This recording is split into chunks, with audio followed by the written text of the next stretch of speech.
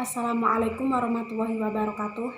Yang terhormat Bapak Ali Romdoni, Magister Agama, sebagai pembimbing mata kuliah Aswaja, dan teman-teman semua yang saya sayangi.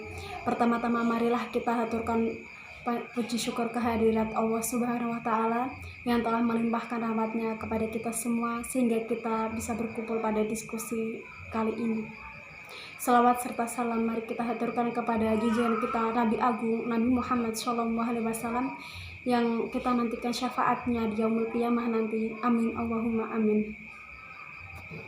Sebelum itu, perkenalkan, nama saya Ida Roto Zulfa. Saya di sini sebagai moderator dari kelompok 6 ingin memperkenalkan anggota kelompok kami. Yang pertama ada Mbak Siti Mu'arifah sebagai pemateri pertama. Yang kedua ada Mbak Nabila sebagai pemateri kedua. Pada kesempatan hari ini, kami dari kelompok 6 ingin mempresentasikan hasil diskusi kami yang berjudul Tawasud dalam Akhlak. Adapun susunan acara demi kelancaran presentasi, yang pertama ada pembukaan, kedua ada penyajian materi, dan ketiga penutup. Sebelum itu, marilah kita sama-sama membaca Al-Fatihah satu kali demi kelancaran presentasi hari ini. Semoga Allah memberi kelancaran untuk memahami materi pada diskusi kali ini. Baik, untuk acara yang kedua yaitu penyajian materi yang akan disampaikan oleh Mbak Siti Mu'arifah selaku pemateri pertama dari kelompok kami. Untuk Mbak Siti Mu'arifah, waktu dan media kami persilahkan. Baik, terima kasih kepada Mbak Moderator. Assalamualaikum warahmatullahi wabarakatuh.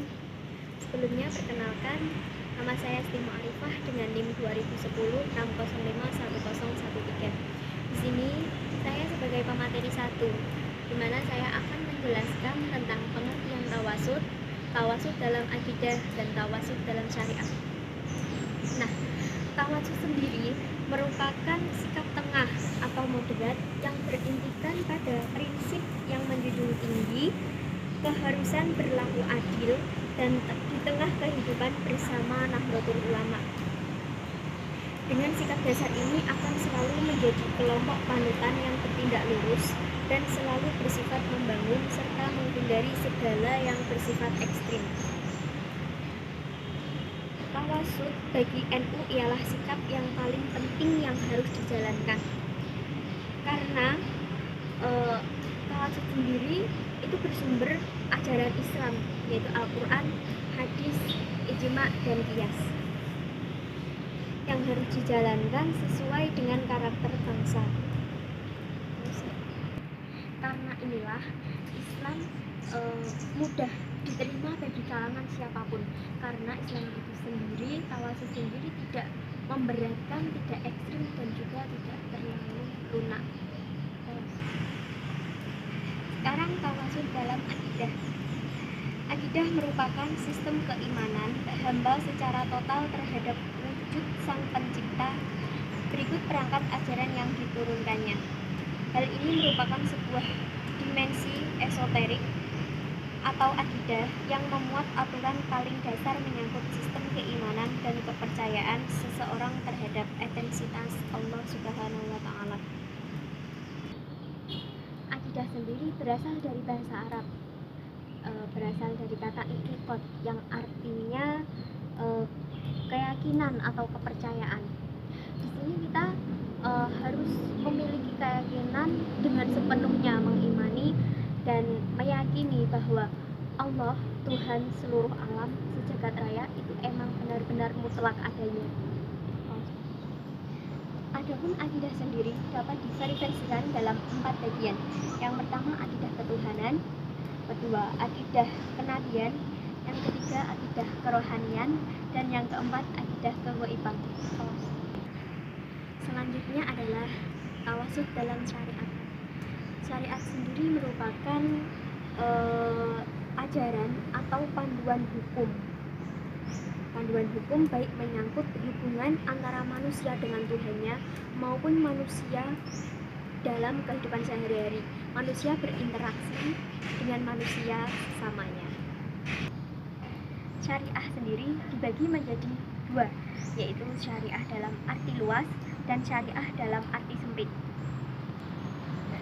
Syariah dalam makna luas sendiri yaitu mencakup akidah, akhlak, muamalah, dan mencakup keseluruhan norma agama Islam.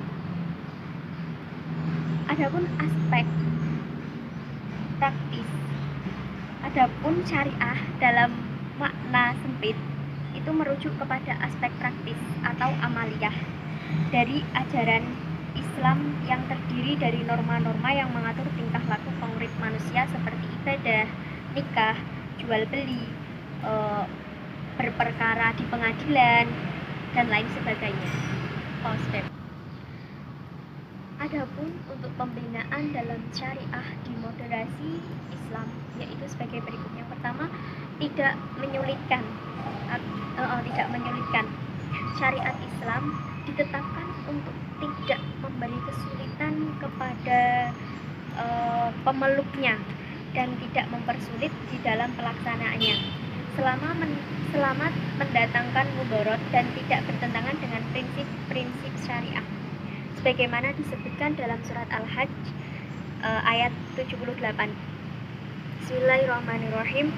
Wajtabakum wa ma ja'ala 'alaikum fiddin, yang artinya dia sekali-kali tidak menjadikan untuk kamu dalam agama. Maksudnya bagaimana? Maksudnya Islam itu tidak mempersulit bagi pemeluknya. Semisal tidak kondisi sakit, tidak bisa sholat dengan berdiri, maka boleh sholat dengan duduk. Tidak bisa duduk, boleh sholat dengan berbaring. Tidak bisa berbaring, boleh sholat dengan mengedipkan mata dan lain sebagainya. Intinya Islam itu tidak memberatkan bagi pemeluknya. Dan yang kedua adalah menyedikitkan beban. Di sini maksud menyedikitkan beban yaitu merupakan sesuatu hal yang logis bagi tidak adanya kesulitan. Karena di dalamnya banyaknya beban berakibat menyempitkan orang yang menyibukkan diri terhadap Al-Quran untuk meneliti perintah-perintah dan larangan-larangan yang ada di dalamnya. Sebagaimana kita ketahui bahwa keimanan manusia itu dapat berubah-ubah dari waktu ke waktu, berubah sewaktu-waktu gitu ya. Selain itu, keimanan juga bermacam-macam kualitasnya. Dilihat dari sisi pengaruhnya terhadap kehidupan dalam keseharian. Meningkatnya keimanan dan meningkatnya kualitas terus-menerus merupakan salah satu rahasia keistiqomahan dalam ketaatan. Hanya dengan keyakinan dan keimananlah manusia bisa memahami eksistensi Allah Subhanahu wa taala dan kekuasaannya. Baik teman-teman, hanya itu yang dapat materi yang saya sampaikan. Kurang lebihnya saya mohon maaf. Wassalamualaikum warahmatullahi wabarakatuh. Terima kasih untuk Mbak Siti Mu'arifah. Selanjutnya, materi kedua yang akan disampaikan oleh Mbak Nabila. Waktu dan media kami persilahkan. Terima kasih. Assalamualaikum warahmatullahi wabarakatuh. Perkenalkan, nama saya Nabila Nurkeli dengan NIM 20106051028. Saya di sini sebagai pemateri 2 akan melanjutkan dari pemateri 1 yang disampaikan Mbak Siti Mu'arifah. Dan saya akan menjelaskan tawasud dalam muamalah dan tawasud dalam bidang akhlak. Tawasud dalam muamalah jika dalam aspek aqaidi dan ta'abudi, Islam sudah menempatkan moderasinya seperti dalam politik, ekonomi, dan sosial. Dalam pergaulan baik nasional maupun internasional, moderasi, tasawuf, prinsip dalam ajaran Islam berkaitan dengan segala aspek baik spiritual maupun sosial. Selanjutnya, tawasud dalam bidang akhlak. Dalam bidang tasawuf, Aswaja selalu berpegang teguh dalam berhati-hati dalam beberapa hal penting, yaitu mendorong dan menganjurkan faham aswaja dalam bidang tasawuf atau akhlak dengan menggunakan cara-cara yang tidak bertentangan dengan syariat Islam dan peraturan undang-undang atau hukum positif. Kemudian tidak merasa dirinya lebih baik atau lebih sempurna, bersikap sopan santun, rendah hati dengan siapapun dimanapun kalian berada, dan selalu berusaha mewujudkan rasa aman, tentram pada diri sendiri, khususnya tidak merasa dirinya lebih baik atau lebih sempurna, bersikap sopan santun, rendah hati, tawadu, dan menjaga hati atau khusyuk dengan siapapun dimanapun kalian berada. Selalu berusaha mewujudkan rasa aman, tentram pada diri sendiri, khususnya dan lapisan masyarakat pada umumnya. Tidak mudah tergoyah dan termakan isu-isu yang menyesatkan dan tidak bertanggung jawab. Tidak berlebihan dalam menilai sesuatu, tenang dan bijak dalam mengambil sebuah keputusan dan pertimbangan kemaslahatan bersama. Dan pemerintahannya mayoritas orang-orang beragama Islam. Adakah hak setiap bangsa untuk memiliki pemerintahan yang mengeluarkan hak mereka memilih undang-undang dasar, peraturan-peraturan yang menggambarkan? Aswaja memiliki prinsip bahwa hakikat tujuan hidup adalah tercapainya keseimbangan kepentingan dunia dan akhirat dan selalu mendekatkan diri kepada Allah Subhanahu wa taala, dan dapat dicapai melalui perjalanan spiritual yang bertujuan untuk memperoleh hakikat dan kemampuan hidup manusia atau insan kamil. Namun hakikat yang diperoleh tersebut tidak boleh meninggalkan garis-garis syariat, salah satunya yang diterapkan Allah dalam Al-Quran dan Sunnah Rasulullah Shallallahu Alaihi Wasallam. Aswaja dalam bidang tasawuf mengikuti ajaran yang dirumuskan oleh Imam Junaidi al-Baghdadi dan Imam al-Ghazali dan para ulama lainnya. Di antara pokok-pokok ajaran akhlak tasawuf disebutkan yaitu selalu bertaubat, menyadari kesalahan dan dosa, bertekad tidak mengulangi perbuatan maksiat yang telah dilakukan, bersifat zuhud dunia yaitu tidak terlalu mencintai dunia, bersikap wara atau menahan atau mengendalikan diri dari segala yang tidak jelas halal dan haramnya atau barang syubhat. Tawadu yaitu tawadu kepada siapapun yang lebih tua dari kita dan ulama-ulama dan para guru kita. Istiqomah dalam kebaikan, terus menjauhi sifat riya dan sombong. Selebihnya yang dapat saya sampaikan, apabila ada tutur kata yang kurang berkenan saya mohon maaf.